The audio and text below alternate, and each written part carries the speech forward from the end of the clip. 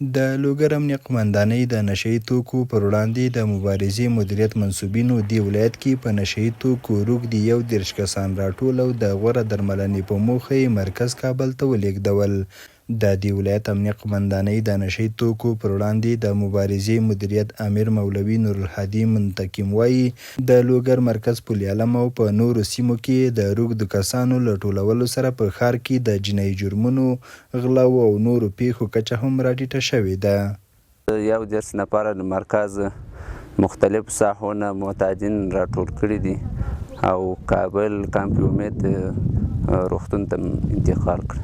او هغه کوم جنایي جرمونه چې زیاتره پکې خلک ورسره لاس وګراوان دي هغه زیاتره د معتادینو لاس نه وي. نو موږ غواړو چې هم زموږ خپله جامعه جوړه سي، هم خپل خلک جوړ سي، هم د فساد کچه راکمه سي. د لوګر د نورو اوسیدونکو سربیره ریاض د اسلامي امارت د دغه ګام هرکلی کوي او وایي چې د روږدو کسانو تر ټولولو او درملنې وروسته په دغه ولایت کې جنایي پیښې د پام وړ راکمې شوې دي. موږ د اسلامي امارت نه نور هم دغه هیله ده چې دوی باید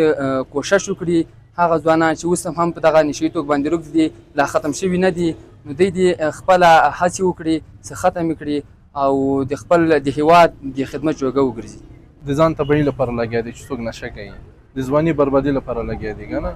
بل بعضې داسې ځوانان چې د کور سرپرست هم دي بیا هم نشې کوي. نو دغو ځوانانو ټولو ځوانانو نه چې هیله کوم هغه ځوانان چې نشې کوي هغو نه ټول نه هیله کوو چې نشو نه باید لاس واخلي، خپل د کار وخت وپېژني، کاریزي زمینه باید حکومت ورته برابره کړي. په همدې حال کې روغتیاپال ډاکټر عبدالهادي حماس بیا څرګندوي نشه یي توکي هغه ناوړه پدیده ده چې د ځوان نسل روغتیا او سلامتیا زیانمنوي او خوږ ژوند یې له اوږدمهاله رنځ، ناهیلۍ او مرګوني ګواښ سره مخ کوي. نو نشه سراسر زیان ده د انسان لپاره، د ده دپاره زیان ده، د ده د اولادونو لپاره زیان ده، د ده د کورنۍ لپاره زیان ده او دی یو نیمګړی انسان ده او دغه انسان تل د نورو په اوږو باندې بار وي، د جامعې په اوږو باندې بار او د جامعې ته یو زیان رسونکی انسان له دې نه جوړي.